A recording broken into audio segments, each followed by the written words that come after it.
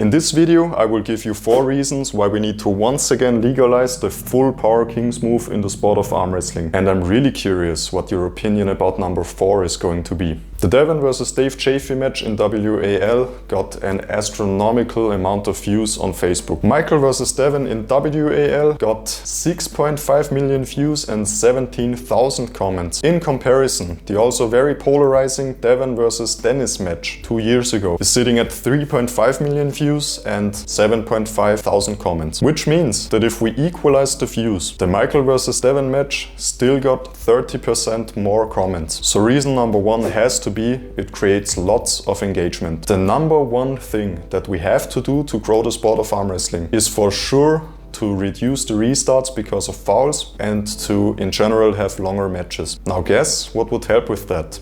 Literally removing a foul entirely and giving people the option to drop into a Kingsmove in an otherwise lost match. This would lead to a lot more wars and entertainment and would make the sport as a whole a lot less stale. Which means that reason number 2 is more actual arm wrestling. What I always found a bit weird about the sport, even back then, 5 or 6 years ago when I first started arm wrestling, was that people are always hating on the bone lock in a Kingsmove, saying that it is somehow cheating and it is way easier to hold somebody in this position, so it should not be allowed. But at the same time, if people are in a flop press lock and are just holding their opponent on literally their humerus bone as well, then nobody had a problem with it. And for me it just seemed like there was a bit of a lack of symmetry in this regard. You're also at the end of your range of motion there, you're just as unpinnable.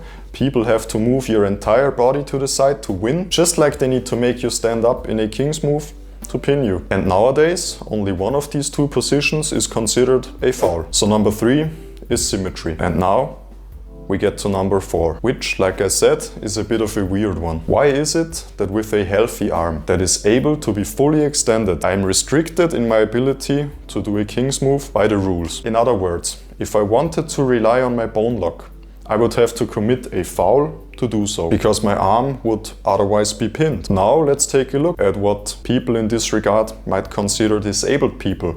Popular examples being Michael Todd and Devon Larratt, who, as we all know, cannot straighten their arms fully. They can use their non-straight, fully extended arms to their advantage, since they are still above the pin pad with a parallel humerus at the end of their range. And if we take a look at the world's best Kingsmovers who are actually relevant in the rankings, all of them have this limited range of motion in their arm, which allows them to still abuse this end range of motion position, while the people who wouldn't really be effective at this move anyways are unable to do so. We should all have the same movements and abilities available to us on the table, making the number 4 reason to free the Kingsmove disability privilege. Let me know what you think about this in the comments.